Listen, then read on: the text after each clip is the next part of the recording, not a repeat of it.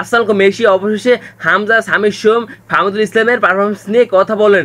কেন তিনি কথা বলবেন? কালকে যে সিঙ্গাপুর এবং যে বাংলাদেশের যে ম্যাচটা হয়েছে, কালকে দেখুন সিঙ্গাপুরের প্লেয়াররা কালকে অনেক ফাউল করছে, তারপরও কালকে দেখুন রেফারি কালকে সম্পূর্ণ আমাদের বিপক্ষ হিসেবে কথা বলছে।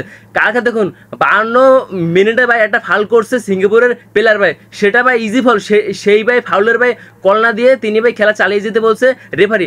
আসলে দেখুন রেফারি কালকে অনেক ভুল করছে কালকের এই ম্যাচে, তার জন্য আজকে বাংলাদেশ ম্যাচটা হেরে গেছে, এমনটাই মন্তব্য করছে মেসি।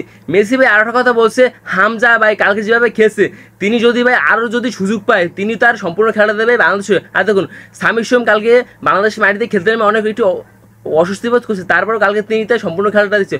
অপরদিকে দেখুন ফাহিম, তারপর কালকে বাংলাদেশের সম্পূর্ণ প্লেয়ারে কালকে অনেক ভালো করছে, তারপর দেখুন কালকে তারা ম্যাচটা জিততে পারলো না। অপরশেষে দেখুন ফাহিম ভাই একটা কথা ক্লিয়ার করে দিয়েছে, আমি ভাই তোমাদের কাছে মাপ চেয়েছি ভাই, আমি ভাই একটা গোল করে আমি শান্তি পাচ্ছি না, আমি এই তোমাদেরকে হাসি ফুটাতে পারলাম না তোমাদের মুখে। আর দেখুন ভাই মেসি ভাই বাংলাদেশ নিয়ে কেন না কথা বলবে, আসলে দেখুন মেসি ভাই বাংলাদেশ ক্রিকেটকে সবসময় ফলো করে থাকে এই ভাই হামজার জন্য।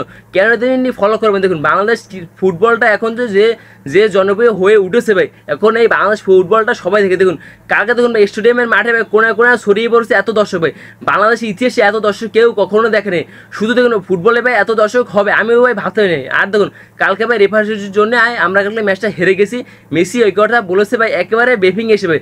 মেসি ভাই আরেকটা কথা বলেছে, বাংলাদেশের এই দলটা 2034 সালে বিশ্বকাপ খেলবে, আমি ভাই বলে দিচ্ছি ভাই, এখনই বলে দিচ্ছি। কারণ দেখুন হামজা, তারপর ভাই কিউবা মিসেল ভাই, এখন যদি ভাই কিউবা মিসেল, তারপর ভাই কাবান সুলিমান, তারপর আরও অনেক প্লেয়ার আছে বাংলাদেশে যারা প্রবাসী হয়ে খেলে, তারা যদি এই বাংলাদেশ টিমে যদি যোগ দেয় তাহলে ভাই বাংলাদেশের স্কোরটা আরও শক্তিশালী হয়ে যাবে। ইতিমধ্যে দেখুন ফাহিমুদুল, তারপর সামির সোম, হামজার জন্য এই বাংলাদেশের স্কোরটা অনেক শক্তিশালী হয়ে গেছে।